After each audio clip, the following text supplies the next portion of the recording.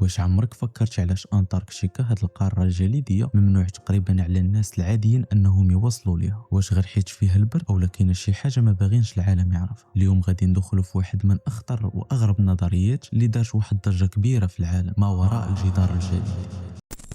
كاين بزاف ديال الناس كيامنوا باللي انتاركتيكا ماشي قاره عاديه، وانما واحد الجدار جليدي ضخم كيدور بالعالم كامل، وباللي كاينه شي حاجه مجهوله وراه. وهاد الناس كينقسموا لجوج فرق، بحيث كاين منهم اللي كيقول باللي هاد الجدار هو الحد ديال العالم، وطرف ثاني من هاد الناس كيامنوا باللي هاد الجدار الجليدي ما هو الا واحد الحاجز كيتخبى وراه اسرار وحقائق ما باغيناش نعرفوه.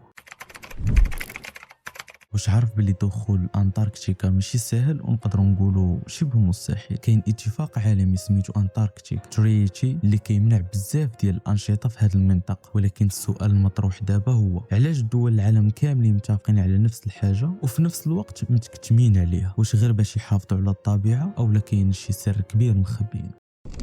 لا جينا نشوفوا من ناحيه العلم كيأكد لنا بلي انتاركتيكا هي واحد القاره اللي عاديه فيها الجليد، وكيخدموا فيها علماء من جميع انحاء العالم وحتى من ناسا نشرات صور الاقمار الصناعيه كتبين بلي الارض كرويه. ولكن رغم هذا الشيء كامل الناس كتشكك في هاد الصور.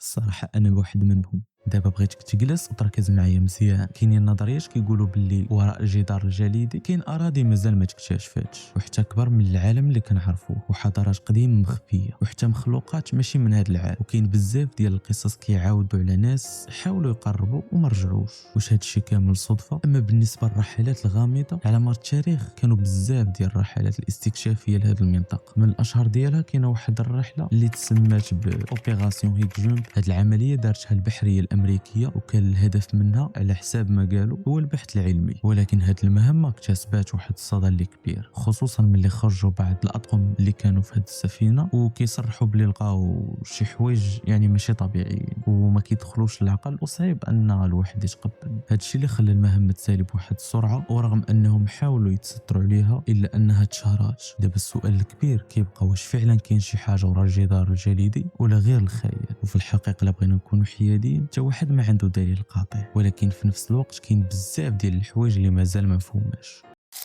يمكن العالم اللي كنعيشوا فيه ماشي كامل حقيقي، ويمكن كاينين شي حوايج كبيره مخبينها علينا. ولكن السؤال اللي خاصك تصور راسك دابا، واش الا كان هادشي بصح وكاينه شي حاجه ورا الجدار الجليدي غتكون انت مستعد تعرفها؟ وإلا بقيتي حتى لهاد الدقيقه كتب لي في الكومونتيرات واش كتامن بهاد النظريه ولا كتجيك غير تخربيق، واش بغيتو جزء ثاني منه. الا عجبك الفيديو ما تنساش لايك سبسكرايب، حيت اللي جاي مازال غيصب. تهلا.